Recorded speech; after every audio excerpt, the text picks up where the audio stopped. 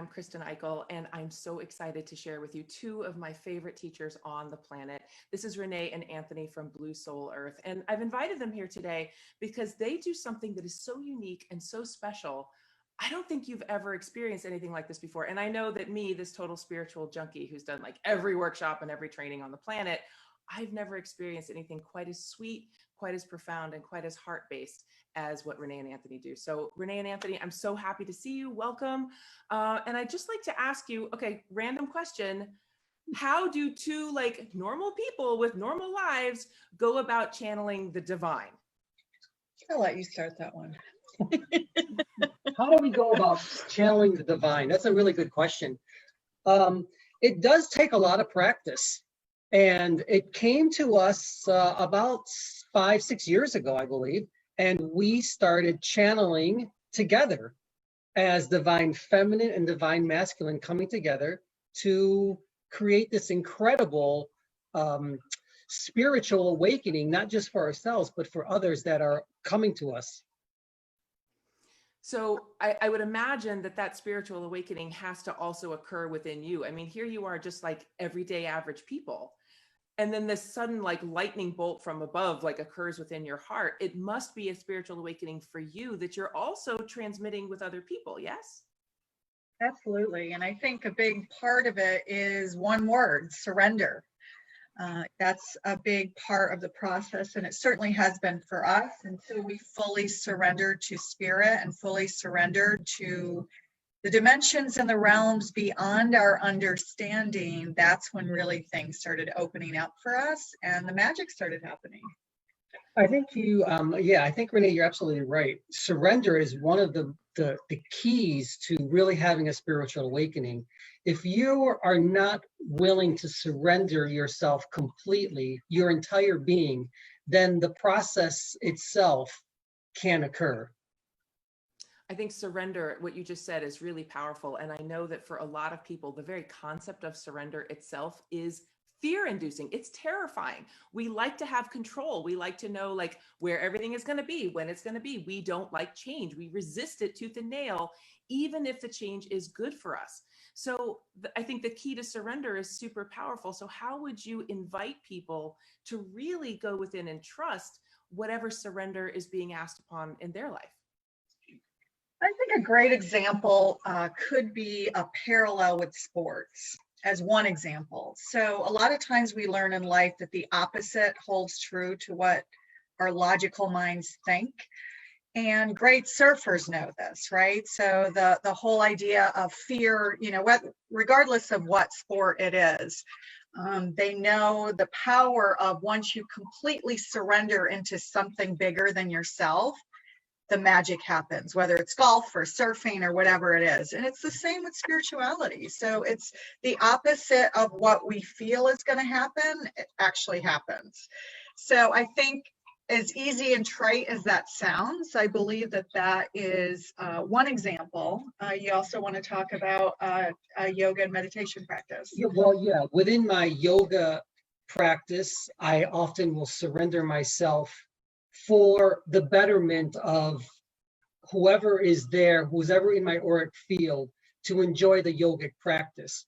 Also, as a martial artist, when I had to get into the ring, I had to completely surrender myself to whatever was going to occur. I literally had to just flow with the energy. But what's most important is that when you do surrender, you have to have this idea of gratitude as well. Gratitude is truly the source energy or the love that comes through us all as we surrender ourselves. And this is what takes away the fear and the walls that we put up for ourselves that don't allow us to go on our spiritual paths. I think that's beautifully said. I love how you guys just framed that. On one level, it's that sense of surrender to something greater, whether it's the wave or the long distance running, right? Like there's that sense of getting into the flow and of really trusting yourself that you are ready for whatever is appearing before you. And also what you're alluding to with the martial arts and the yoga, and as a 30-year yogi myself, I totally get this. There is an important sense of discipline that you're also alluding to. It's very easy in the spiritual work to get ungrounded and to start to waver all over the place and to fly all over the place like a balloon. And the more we can be deeply tethered into the earth, and then exactly what you're saying, surrender to the flow and open up, then that magic alchemy happens, right? And on some level, it reminds me of this sort of male-female energies that the two of you embody.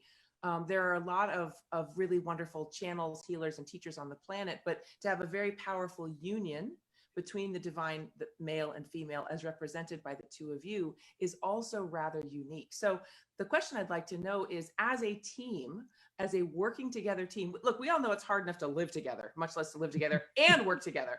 So how does this working together as a team in terms of work, but also in terms of spiritual development and as a human relationship, how can we give hope for people that they can actually find that for themselves? Oh, that's a really good question. That's why I asked you, because I knew you'd know. I think one of the most important parts of working together is that for us, we understand that there's a higher meaning to what we're doing, that it's not just about us, that it's really about everything. It's about source energy, service to others, service to humanity. Yes.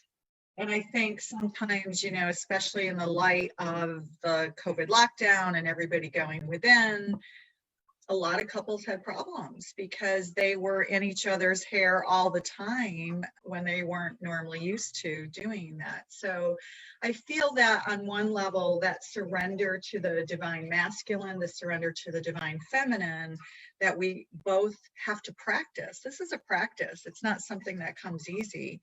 But once you kind of surrender into that flow and that energy, that bigger calling just surfaces up.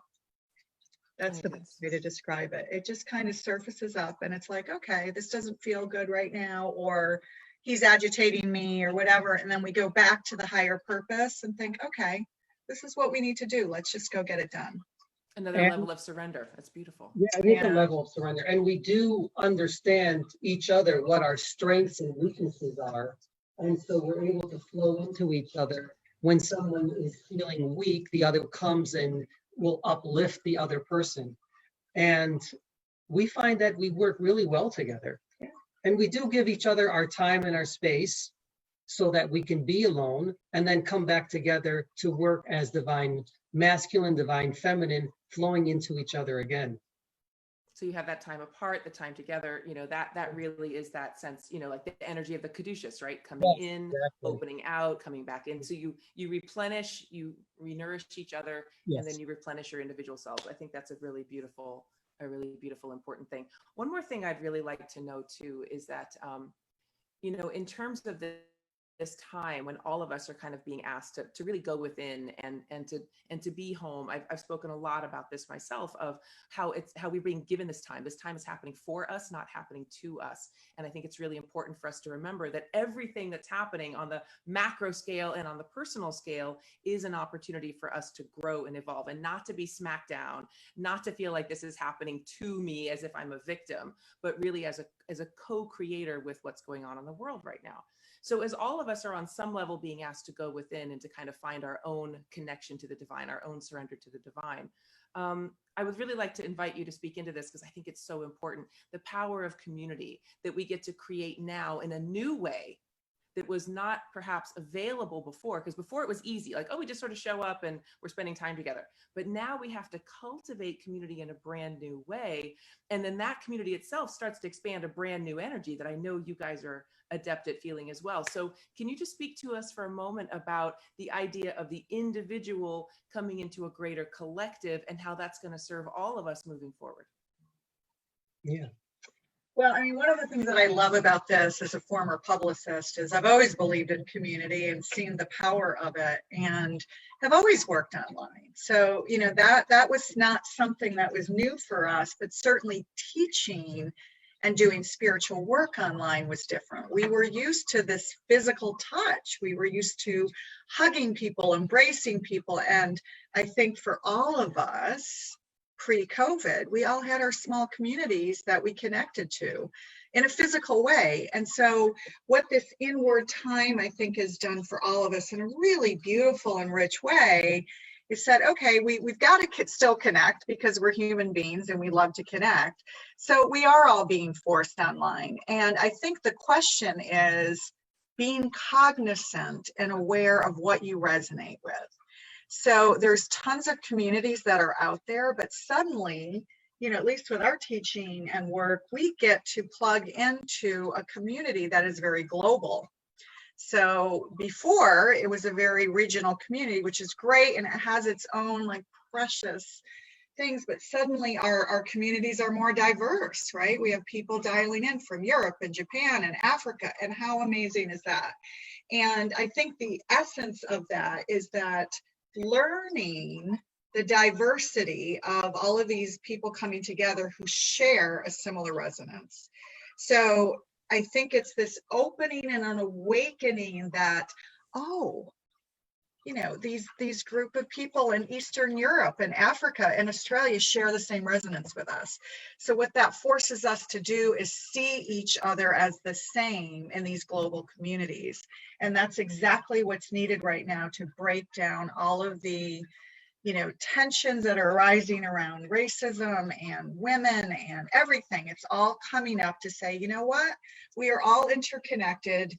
We are all one. There is no difference. And this is a perfect opportunity for us to come together as a global community and actually see it for what it is. And I think there's one most important thing that I'd like to say also, as our guides, spirit guides always tell us, that there is no space and time between you because you are the space and time. In effect, what they're saying that no matter where you are, in whatever part of the world you may be in, we're all connected spiritually and globally and in a cosmic way as well. And we can touch each other through whatever means we want, whether it is physical or whether it's through using our computer networks, because we're always connected. And that's one of the reasons, as you know, as you know, we're all Reiki practitioners, and I'm sure many tuning in right now do their own kind of health practitioner practice, or wish to, right? Or have an inclination that they can, or have that ability, that we can do remote healing. You know, the notion that we are space and time, we're not separate from it. This is why this remote healing can actually happen. And it's super powerful. You're absolutely right. I couldn't agree with you more. I have also found that in my practice as well. I have this yummy community that's my local community that I just like, I get tears in my eyes. I'm so grateful for who these people are in the world.